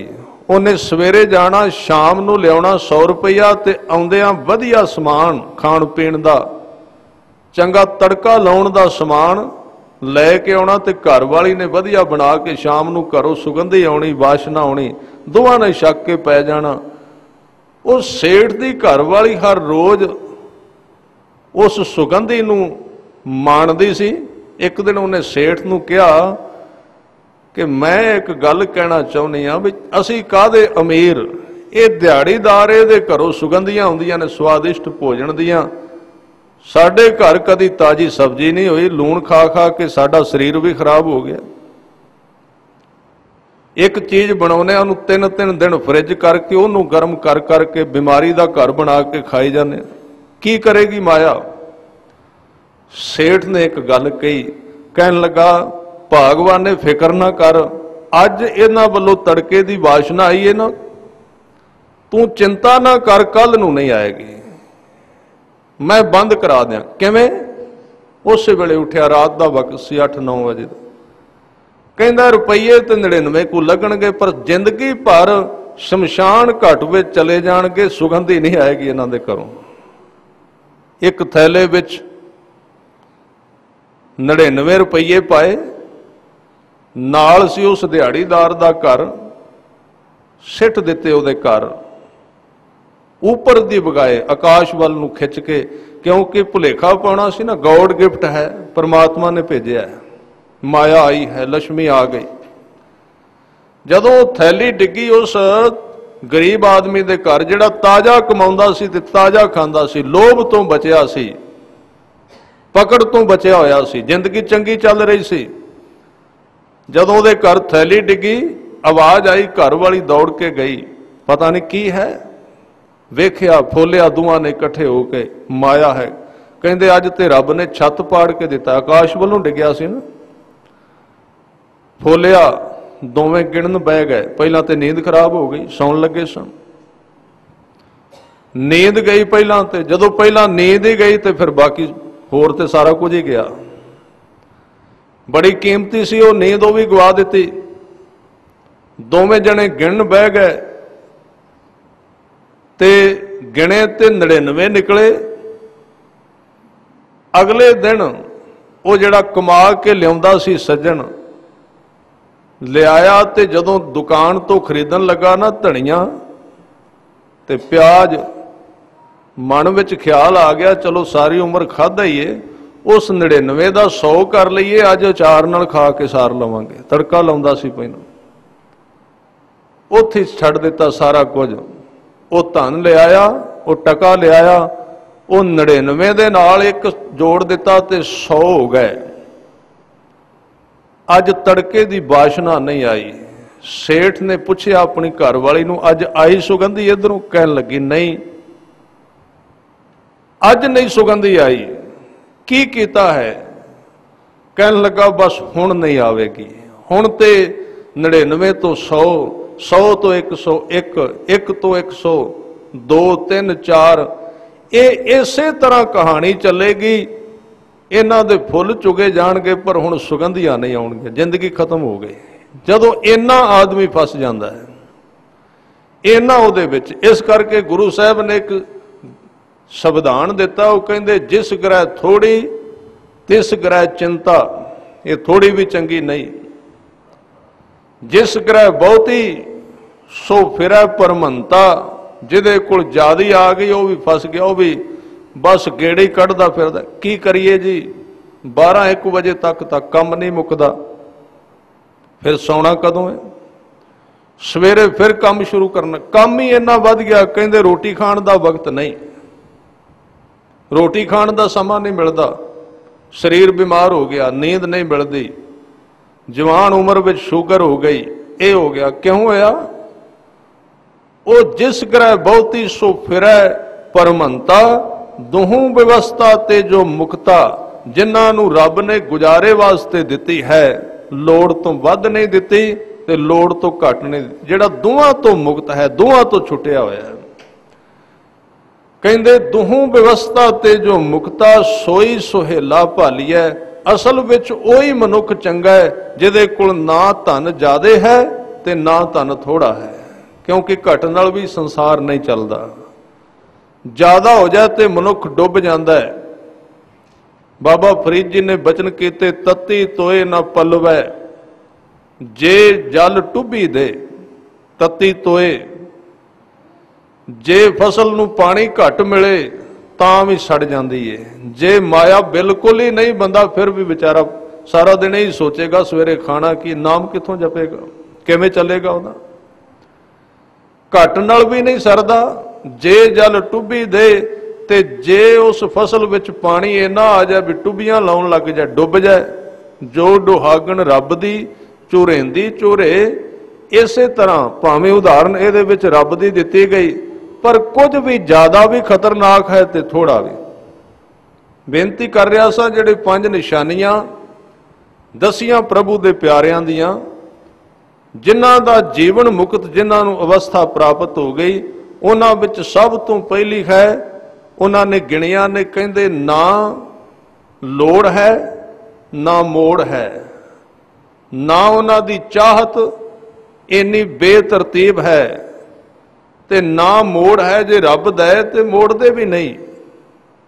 गुरु नानक साहब सच्चे पातशाह जी जदों काम नहीं सन करते, गल तां फसन दी है, पदार्थ ते माड़ा नहीं, घर तां गलत नहीं, तां जदों प्रभु भगती विच लीन रहन लग पे, अपनी जवानी दे उम्र विच मझां चारन भी गए, वो भी खेत उजड़ गए, सौदा करन गए, वो भी वंड आए, जे कोई चंगा कपड़ा पवाउणा वो भी दे देना, सब इस तरह चलदा सी। ते एक दिन बाबा कल्याण दास माता तृप्ता जी रात नूं कट्ठे बह के सलाह करते हैं भी इहदा की करिए। हुण कोई उपाव नहीं चलता, ना पढ़िया है, ना वाही करदा है, ना ये डंगर चारदा है, ना दुकान कर सकदा, की करिए, किवें बदले, किवें होवे ठीक, किवें चलेगा काम। ते माता जी ने सलाह दी, कहन लगे एक तरीका है, जेड़ा बंदा किसी तरीके नाल ना फसे, ना गृहस्थ वाल घर वाल ध्यान दे, ओदा विआह कर दिओ, अपने आप आ जाएगा इधर, ओदा ध्यान अपने आप आ जाए, गृहस्थी बना दिओ। ये एक तरीका है। सलाह पक गई। बाबे कल्याण दास ने पर एक गल कही, कहन लगे तुसी कहंदे ते है, पर मैनू उहदे लक्षण नहीं लगते भी वह लावा लएगा। जिहड़ियां आदतां ने इंज नहीं प्रतीत हुंदियां, उन्हें हाँ कर देनी, उन्हें ना कर देनी। काम ही सारा वैरागियां साधुआं नाल सारा दिन 2-4 इकट्ठे करके बैठा रहिंदा, कोई रोटी की चिंता नहीं, कोई ठंड गर्मी का पता नहीं। मैनू नहीं उम्मीद वो ब्याह कराएगा। माता जी ने क्या पूछ लेना चाहिए। सवेर हुई, घर आए ते माता जी ने एक शब्द क्या कहन लगे, बेटा नानक तेरा ब्याह कर दईए। सतगुरु कहते कर दो, किहड़ी गल है। हाँ कर दी पहली बारी। बड़े हैरान ते बड़े खुश भी, कहते बस हुण फस गया, हुण आ गया इस रस्सी विच। क्योंकि ये वैसे समाज विच सच है कि इस रस्सी विचों कोई नहीं निकलिया। घर घुमण वाणी भाई, पाप पत्थर लदे भाई, ये गुरु का ही वचन है ना। घर जिहड़ा गुरु साहब कहते घुमण वाणी घुमदा रहो, ये काम नहीं खत्म होने। बड़े बड़े लोग मैं वेखे ने, ਕਈਆਂ ਨੂੰ ਤਾਂ ਬਚਪਨ ਤੋਂ ਜਵਾਨੀ ਤੋਂ ਵੇਖ ਰਿਹਾ, ਕਹਿੰਦੇ ਕਰਾਂਗੇ ਦੇਖਾਂਗੇ, ਥੋੜੇ ਜਿਹੇ ਕੰਮ ਨੇ ਕਰ ਲਈਏ, ਅੱਧੀ ਤਾਂ ਚਿੱਟੀ ਹੋ ਗਈ, ਅਜੇ ਤੱਕ ਤਾਂ ਮੁੱਕੇ ਨਹੀਂ। ਸਮਾਂ ਨਹੀਂ ਮਿਲੇਗਾ ਇਸ ਤਰ੍ਹਾਂ। ਘਰ ਦੇ ਅਰਥ ਹੀ ਇਹ ਨੇ। ਆਮ ਵਿਅਕਤੀ ਵਾਸਤੇ ਘਰ ਬੰਧਨ ਹੈ, ਖਾਸ ਵਿਅਕਤੀਆਂ ਵਾਸਤੇ ਨਹੀਂ। ਤਾਂ ਗੁਰੂ ਸਾਹਿਬ ਨੇ ਜਦੋਂ ਕਹਿ ਦਿੱਤਾ ਨਾ ਠੀਕ ਹੈ ਮੈਂ ਵਿਆਹ ਕਰਾ ਲਵਾਂਗਾ, ਖੁਸ਼ੀਆਂ ਦੌੜ ਗਈਆਂ, ਖੁਸ਼ੀ ਦੀ ਲਹਿਰ, ਬਈ ਹੁਣ ਤਾਂ ਠੀਕ ਹੈ, ਵਿਆਹ ਹੋ ਗਈ, ਸ਼ਾਦੀ ਹੋ ਗਈ, ਹਾਲਾਤ ਫਿਰ ਉਸੇ ਤਰ੍ਹਾਂ ਹੀ। ਕਿਉਂਕਿ ਇਸ ਤਰ੍ਹਾਂ ਦੇ ਜੀਵਨ ਨੂੰ ਤੁਸੀਂ ਕਿਸੇ ਚੀਜ਼ ਨਾਲ ਤਬਦੀਲ ਨਹੀਂ ਕਰ ਸਕੋਗੇ, ਉਹਨੂੰ ਬਦਲਿਆ ਨਹੀਂ ਜਾ ਸਕਦਾ ਬਾਹਰਲੀ ਪਰਿਸਥਿਤੀ ਨਾਲ। ਸੰਸਾਰੀਆਂ ਨੂੰ ਬਦਲਿਆ ਜਾ ਸਕਦਾ ਹੈ।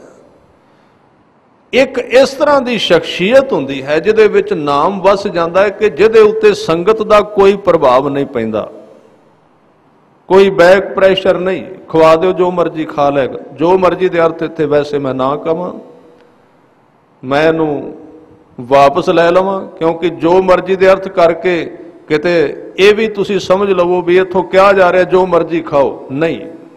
ਬੱਜਰ ਕੁਰੈਤਾਂ ਨੂੰ ਛੱਡ ਕੇ ਜਿਹੜੀਆਂ ਚੀਜ਼ਾਂ ਗੁਰੂ ਨੇ ਬੱਜਰ ਕਰਾਰ ਦਿੱਤੀਆਂ ਨੇ, ਬਿਲਕੁਲ 1% ਵੀ ਉਹਨਾਂ ਦਾ ਛੋਟ ਨਹੀਂ, ਉਹ ਨਹੀਂ ਖਾ ਸਕਦਾ ਸਿੱਖ, ਨਹੀਂ ਵਰਤ ਸਕਦਾ। ਪਰ ਮੈਂ ਗੱਲ ਕਰ ਰਿਹਾ ਆਮ ਸੰਸਾਰ ਦੇ ਪਦਾਰਥ, ਖਵਾ ਲਓ ਉਸ ਨੂੰ, ਕੋਈ ਫਰਕ ਨਹੀਂ ਪੈਂਦਾ, ਖਾ ਜਾਏਗਾ।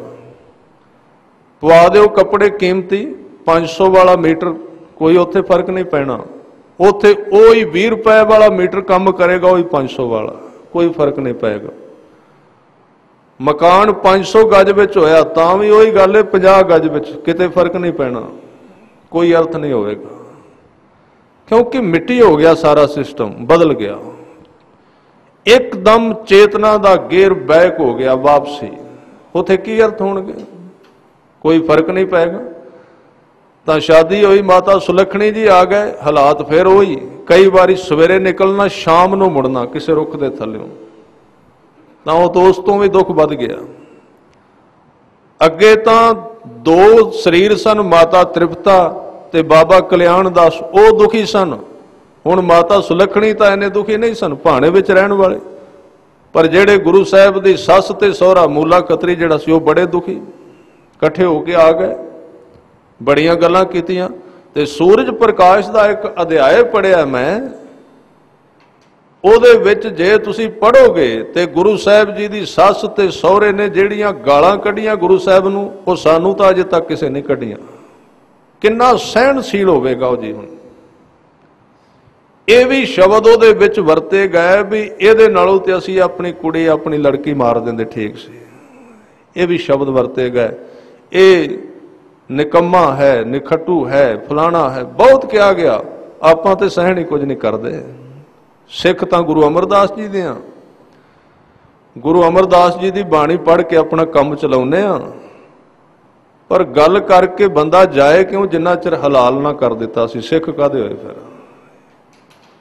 ਗੁਰੂ ਬਖਸ਼ ਦਿੰਦਾ ਹੈ, ਸਿੱਖ ਨਹੀਂ ਬਖਸ਼ਦੇ ਸਿੱਖਾਂ ਨੂੰ। ਉਹਨਾਂ ਦਾ ਇੱਕ ਮੁਹਾਵਰਾ, ਮੈਂ ਲੱਤ ਥੱਲਿਓਂ ਲਗਾਉਣਾ ਸਾਰਿਆਂ ਨੂੰ। ਇਹ ਬਿਮਾਰੀ ਹੈ ਅੰਦਰ। ਇਸ ਤਰ੍ਹਾਂ ਸਿੱਖੀ ਦੀ ਸਮਝ ਨਹੀਂ ਆਏਗੀ। ਸਿੱਖੀ ਦੇ ਅਰਥ, ਸਿੱਖੀ ਸਖਤ ਹੁੰਦੀ ਹੈ ਕੁਝ ਥਾਵਾਂ ਤੇ, ਖਾਸ ਜਿੱਥੇ ਬੜੀ ਜ਼ਰੂਰਤ ਪੈ ਜਾਏ, ਜਿੱਥੇ ਬੜੀ ਲੋੜ ਪੈ ਜਾਏ, ਉੱਥੇ ਸਿੱਖ ਨੂੰ ਗਰਮ ਹੋਣਾ ਪੈਂਦਾ, ਸਖਤ, ਬਹੁਤੀ ਲੋੜ, ਹੱਦ ਤੇ, ਬਿਲਕੁਲ ਸਿਰੇ ਤੇ। ਪਰ ਅਸੀਂ ਖਾਲਸੇ ਦਾ ਜੋਸ਼ ਸਾਰਾ ਇੱਥੇ ਗਲੀਆਂ ਵਿੱਚ ਹੀ ਕੱਢ ਦਿੱਤਾ, ਇੱਕ ਦੂਜੇ ਨਾਲ ਆਪਣੇ ਵਿੱਚ ਹੀ ਕੱਢ ਦਿੱਤਾ।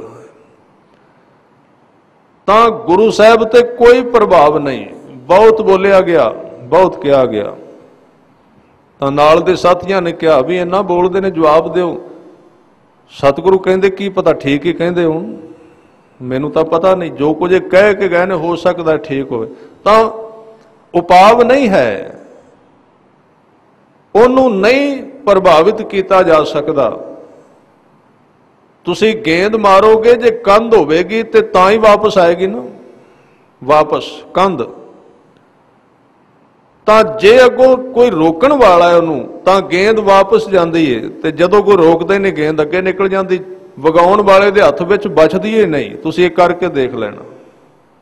ਆ ਘਰਾਂ ਵਿੱਚ ਕਿੰਨੇ ਕਲੇਸ਼ ਨੇ, ਕਿੰਨੇ ਦੁੱਖ ਨੇ, ਕਿੰਨਾ ਕੁਝ ਹੈ। एक ने शब्द बोलिया जिवें तुसीं क्रिकेट का मैच देखते हो, एक बॉलिंग करता दूजा बैटिंग, बस ये है कहानी सारे घरां दी। बदल लेंदे ने पति पत्नी, वो कहंदे अज तुसीं बॉलिंग करोगे मैं बैटिंग, यानी कि तुसीं गालां कढो ते मैं वापसी करनी। दूजे दिन वो बदल लेंदे, जिवें खिडारी बदलते ने, एक दिन वो बैट फड़ के खड़ा हो जाता है, गेंद नूं वापस मारदा है ते वो कैच करके फिर सुटदा है, तो दूसरे दिन वो बदल लेंदे ने। इस तरह की है पति पत्नी का सिस्टम संसार विच। वो क्रिकेट की खेड है, एक दिन पति बॉलिंग करता है, वो गालां कढ़दा है, वो पत्नी अगों बैट लैके वापस उन्होंने भेजदी। तो जे वो एक तरीका वरत लै भी मैं बैट नाल वापस नहीं घलनी, तो वगाउण वाले कोल गेंद ही नहीं बचेगी।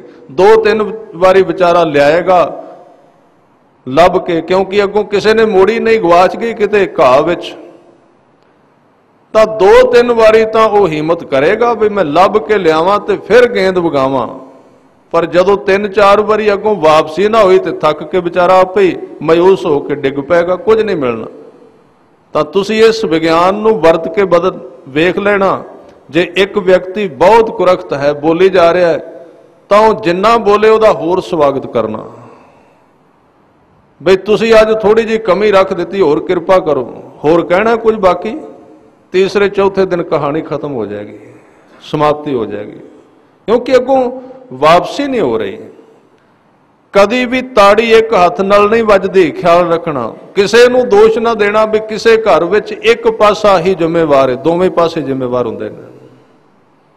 जिद्दण एक बैठ गया, जदों टीम ही कोई नहीं, मैच काहदा है, टीम एक बची तो की करनगे, कल्ले खेडदे रहो। जे टीम ही कली रह गई, दूसरी टीम ने कहा भी नो असी नहीं खेडना, तो किहदे नाल खेडेगी पहली टीम? दो टीमां हुंदियां ने जरूर, ते सारियां टीमां कहंदियां ने असी नहीं खेडदे, असी कुछ नहीं करदे।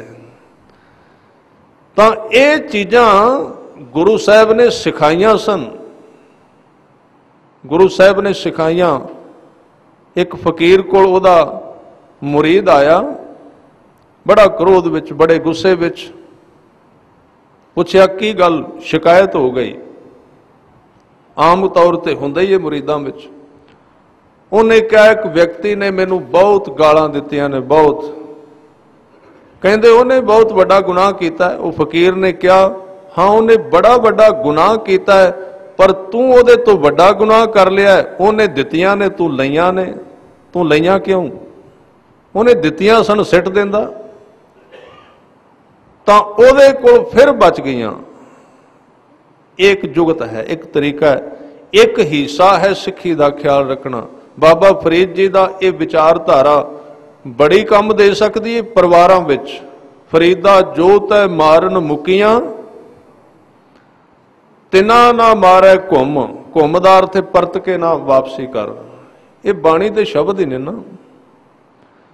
बाणी बहुपक्षी है, बहुकाली है, और बहुते शरीरां दे वखरे वखरे कॉन्सैप्ट ने बाणी विच, जे सानू समझ आ गई। एक पासे बाबा फरीद ओही ने जेड़े कहंदे ने फरीदा जो सिर साई ना निवै सो सिर कीचै काए कुन्ने हेठ जलाइए बालन संधी थां। सख्त तरीका है, पर इनू कित्थे वरतना है? ये बंदे दी अपनी घटना है जीवन दी।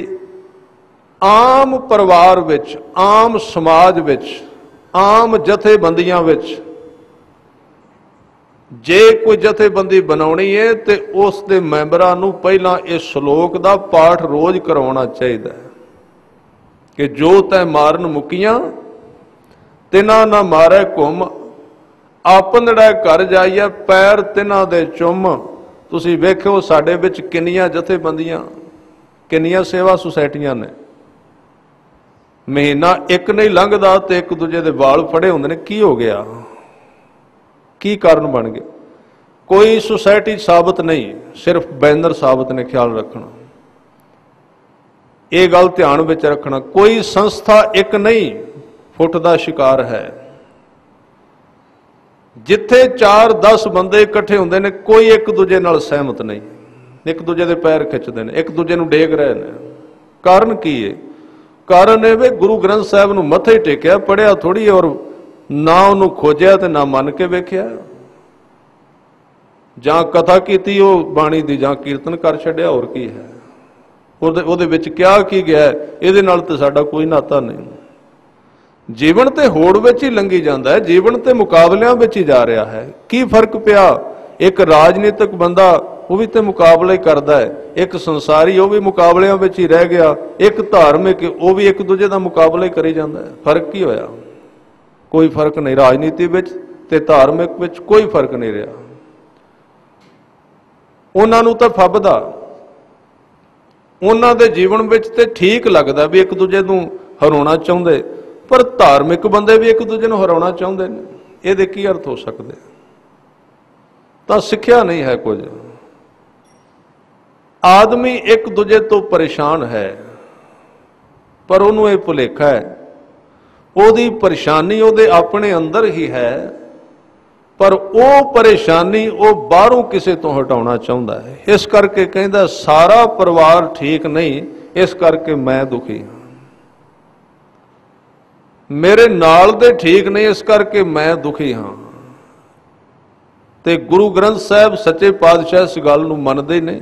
ਉਹ ਕਹਿੰਦੇ ਤੂੰ ਦੂਜਿਆਂ ਕਰਕੇ ਦੁਖੀ ਨਹੀਂ, ਤੂੰ ਆਪਣੇ ਆਪ ਕਰਕੇ ਦੁਖੀ ਹੈ, ਔਰ ਦੂਜੇ ਕਦੀ ਤੇਰੇ ਤੋਂ ਬਦਲਣਗੇ ਨਹੀਂ।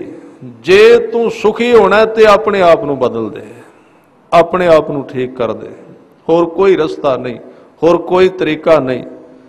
ਤਾਂ ਜਿਹੜਾ ਜੀਵਨ ਮੁਕਤ ਹੈ ਉਹਦੇ ਜੀਵਨ ਦੀਆਂ ਇਹ 5 ਨਿਸ਼ਾਨੀਆਂ, ਨਾ ਲੋੜ ਹੈ, ਨਾ ਮੋੜ ਹੈ, ਨਾ ਜੋੜ ਹੈ, ਜੋੜਦਾ ਵੀ ਨਹੀਂ, ਨਾ ਤੋੜ ਹੈ, ਉਹਨੂੰ ਤੋਟ ਵੀ ਨਹੀਂ ਆਉਂਦੀ। ਤੇ ਹਜੂਰ ਕਹਿੰਦੇ ਫਿਰ ਅਖੀਰਲਾ ਜਿਹੜਾ ਉਹਦਾ ਜੀਵਨ ਨਾ ਹੋੜ ਹੈ, ਮੁਕਾਬਲਾ ਨਹੀਂ ਕਰਦਾ। ਮੁਕਾਬਲਾ ਤੇ ਉਹ ਕਰੇ ਨਾ ਜਿਹੜਾ ਰਾਹ ਵਿੱਚ ਹੋਵੇ, ਮੁਕਾਬਲਾ ਉਹ ਕਰੇ ਜਿਹੜਾ ਅਜੇ ਰਾਹ ਵਿੱਚ ਹੈ। ਜੋ ਸਿਰੇ ਤੇ ਚਲਾ ਗਿਆ ਹੋਰ ਕੀ ਭੱਜੇਗਾ, ਕੀ ਦੌੜੇਗਾ, ਕੁਝ ਚਾਹੀਦਾ ਹੀ ਨਹੀਂ ਹੈ। ਜਿੱਥੇ ਜਾਣਾ ਸੀ ਚਲੇ ਗਏ, ਉਸ ਤੋਂ ਅੱਗੇ ਥਾਂ ਹੀ ਨਹੀਂ ਬਚੀ। ਇਸ ਲਈ ਇੱਕ ਗੱਲ ਖਿਆਲ ਰੱਖਣਾ, ਜਿਹੜੇ ਰਾਹ ਵਿੱਚ ਨੇ ਉਹਨਾਂ ਨਾਲ ਮੁਕਾਬਲਾ ਕਰਨਾ ਫੱਬਦਾ ਹੈ, ਜਿਹੜੇ ਸਿਰੇ ਤੇ ਚਲੇ ਗਏ ਉਹਨਾਂ ਦਾ ਮੁਕਾਬਲਾ ਤੇ ਇਸ ਤਰ੍ਹਾਂ ਹੈ ਕਿ ਹੰਸਾਂ ਦੇਖ ਤਰੰਦਿਆਂ ਬੱਗਾਂ ਪੇ ਆਇਆ ਚਾਉ, ਬਗਲਿਆਂ ਨੇ ਸੋਚਿਆ ਤਰ ਕੇ ਵੇਖੀਏ। ਸ਼ੌਂਕ ਜਾਗ ਪਿਆ। ਡੁੱਬ ਮੁਏ ਬੱਗ ਬਪੜੇ ਸਿਰ ਤਲ ਉੱਪਰ ਪਾਉ। ਇਸ ਤਰ੍ਹਾਂ ਨਹੀਂ ਹੋ ਸਕਦਾ। ਤਾਂ ਨਾ ਹੋੜ ਹੈ, ਕੋਈ ਚਾਹਤ ਨਹੀਂ, ਕੋਈ ਤ੍ਰਿਸ਼ਨਾ ਨਹੀਂ। ਇਹਨੂੰ ਕਹਿੰਦੇ ਨੇ ਪ੍ਰਭ ਕੀ ਆਗਿਆ ਆਤਮ ਹਿਤਾਵ ਹੈ। ਗੁਰੂ ਅਰਜਨ ਦੇਵ ਜੀ ਆਗਿਆ ਦੇ ਵਿੱਚ ਰਹਿਣ ਵਾਲਾ, ਪ੍ਰਵਾਨ ਕਰ ਲੈਣ ਵਾਲਾ ਜੋ ਕੁਝ ਵਾਪਰਿਆ ਹੈ। ਧਾਰਮਿਕ ਵਿਅਕਤੀ ਇੱਕ ਪੱਖ ਵਿੱਚ ਸੰਘਰਸ਼ ਵਿੱਚ ਰਹਿੰਦਾ ਹੈ ਕਿ ਉਹ ਆਪਣੇ ਮਨ ਨਾਲ ਕਦੀ ਸਹਿਮਤੀ ਨਹੀਂ ਕਰਦਾ, ਉਹਦੇ ਨਾਲ ਸੰਘਰਸ਼ ਕਰੀ ਜਾਂਦਾ ਹੈ। ਉਹ ਅਣਖਹੀਨ ਨਹੀਂ ਕਿ ਜੋ ਕੁਝ ਹੋਇਆ ਮੰਨ ਲਿਆ, ਜੋ ਕੁਝ ਹੈ। ਉਹ ਬੁਰਾਈ ਨਾਲ ਕਦੀ ਸਮਝੌਤਾ ਨਹੀਂ, ਮਨ ਨਾਲ ਕਦੀ ਸਮਝੌਤਾ ਨਹੀਂ ਕਰਦਾ, ਉਹਦੇ ਖਿਲਾਫ ਸੰਘਰਸ਼ਸ਼ੀਲ ਰਹਿੰਦਾ ਹੈ ਤੇ ਪ੍ਰਮਾਤਮਾ ਦੇ ਨਾਲ ਸਮਰਪਿਤ ਰਹਿੰਦਾ, ਉਹਦੇ ਨਾਲ ਮਿਲ ਕੇ ਤੁਰਨ ਨੂੰ। ਜੋ ਕੁਝ ਤੂੰ ਕਰ ਰਿਹਾ ਠੀਕ ਹੈ। ਸੰਸਾਰੀ ਬੰਦੇ ਦੀ ਨਿਸ਼ਾਨੀ ਹੈ ਉਹ ਪ੍ਰਮਾਤਮਾ ਨਾਲ ਸੰਘਰਸ਼ ਕਰਦਾ ਹੈ, ਉਹ ਆਪਣੇ ਮਨ ਨਾਲ ਸਹਿਮਤ ਹੋ ਜਾਂਦਾ। ਉਹ ਕਹਿੰਦਾ ਮੇਰਾ ਜੀ ਨਹੀਂ ਕਰਦਾ, ਮੈਂ ਕਿਵੇਂ ਪੜਾਂ ਬਾਣੀ। ਇਹਦਾ ਅਰਥ ਕੀ ਹੈ? ਮਨ ਹੀ ਨਹੀਂ ਟਿਕਦਾ ਮੇਰਾ, ਮੈਂ ਕਿਵੇਂ ਕਮਾਵਾਂ ਧਰਮ। ਇਹਦਾ ਮਤਲਬ ਮਨ ਵੱਡਾ ਹੈ ਤੇ ਰੱਬ ਛੋਟਾ ਹੈ। ਇਹ ਧਾਰਮਿਕ ਬੰਦੇ ਦੀ ਨਿਸ਼ਾਨੀ ਨਹੀਂ ਜਿਹੜਾ ਮਨ ਦੀ ਤਾਰ ਦੇ ਨਾਲ ਤਾਰ ਮਿਲਾ ਕੇ ਤੁਰਦਾ ਹੈ। ਮਨ ਨਾਲ ਤੇ ਸੰਘਰਸ਼ ਕਰਨਾ ਹੈ, ਮਨ ਨਾਲ ਤੇ ਝਗੜਨਾ ਹੈ, ਮਨ ਨੂੰ ਤੇ ਰੋਕਣਾ ਹੈ। ਜੇ ਸਹਿਮਤੀ ਕਰਨੀ ਹੈ, ਜੇ ਨਾਲ ਤੁਰਨਾ ਹੈ ਤੇ ਗੁਰੂ ਗ੍ਰੰਥ ਸਾਹਿਬ ਦੇ ਨਾਲ ਨਾਲ ਤੁਰਨਾ ਹੈ। ਇਸ ਕਰਕੇ ਜੀਵਨ ਮੁਕਤ ਦੀਆਂ ਇਹ ਨਿਸ਼ਾਨੀਆਂ ਨੇ। ਕੱਲ ਇੱਕ ਦੀਵਾਨ ਹੋਰ ਇਸ ਵਿਸ਼ੇ ਦੇ ਉੱਤੇ, ਮੁਕਤੀ ਦੇ ਅਰਥ, ਮੋਖ ਦਵਾਰ ਕੀ ਹੈ। ਮੰਨੈ ਪਾਵੈ ਮੋਖ ਦਵਾਰ, ਸੁਖ ਦਾ ਦਰਵਾਜ਼ਾ ਮੋਖ ਦਵਾਰ ਹੈ। ਬੰਧਨਾਂ ਦਾ ਟੁੱਟ ਜਾਣਾ, ਸੰਸਾਰ ਤੋਂ ਉੱਚੇ ਉੱਠ ਜਾਣਾ, ਇਹ ਮੁਕਤੀ ਦਾ ਦਰਵਾਜ਼ਾ ਹੈ। ਕੱਲ ਵਿਚਾਰਿਆ ਜਾਏਗਾ। ਅੱਜ ਇੰਨੀਆਂ ਬੇਨਤੀਆਂ ਪ੍ਰਵਾਨ। ਹੋਈਆਂ ਭੁੱਲਾਂ ਚੁੱਕਾਂ ਦੀ ਖਿਮਾ ਕਰਨੀ। ਫਤਿਹ ਦੀ ਸਾਂਝ ਕਰੋ ਜੀ। ਵਾਹਿਗੁਰੂ ਜੀ ਕਾ ਖਾਲਸਾ, ਵਾਹਿਗੁਰੂ ਜੀ ਕੀ ਫਤਿਹ।